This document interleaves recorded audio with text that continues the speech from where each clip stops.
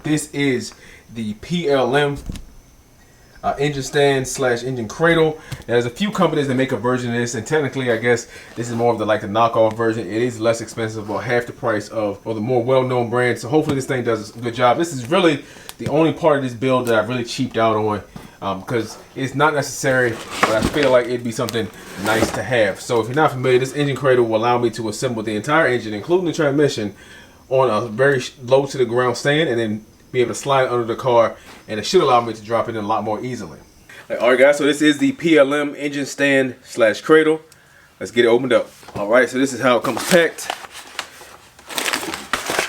A couple wheels, and then the beams for the stand itself. Nothing special. They seem to be assembled pretty well. The coating looks pretty nice on it. Just right off the bat, I do notice a little chip right there, but the coating feels good. It's kind of smooth. Alright guys, so one thing I did notice when I was unboxing, or something I didn't notice, is that doesn't appear to be any instructions in here. But I think I can figure it out. It's pretty simple. That is the frame for the stand. These are going to be the legs. Just some bolts. And the nuts and washers that go with them. Looks like they're grade 8 bolts. Should be plenty strong. And of course, the casters that go with them. So these casters aren't the highest quality.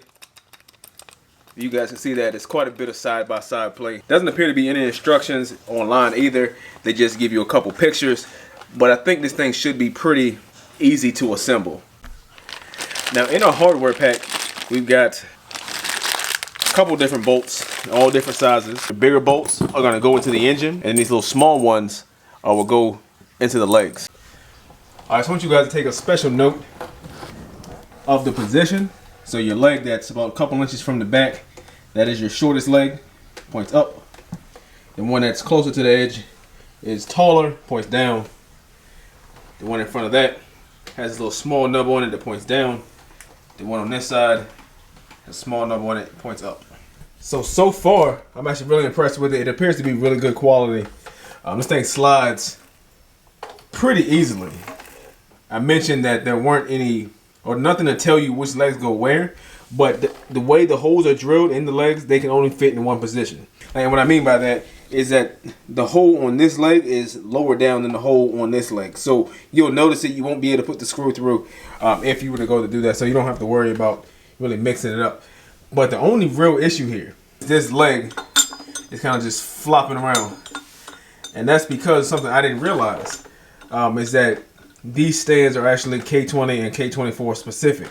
So this particular one is made for a K20, and as a result, only 3 of the 4 legs line up. They do make another one that will work for both engines, but that one is pretty much the same thing, but only has 3 legs. Alright guys, so that's all I've got for you today. I want to thank you for watching my quick review and unboxing of the PLM engine stand. Like I said, so far it seems to be holding up, seems to be very sturdy, even with just the 3 legs. And of course, I'll update you guys if that changes. But I want to thank you for watching my video. If you haven't already, hit that like button, hit that subscribe button. Have a great day.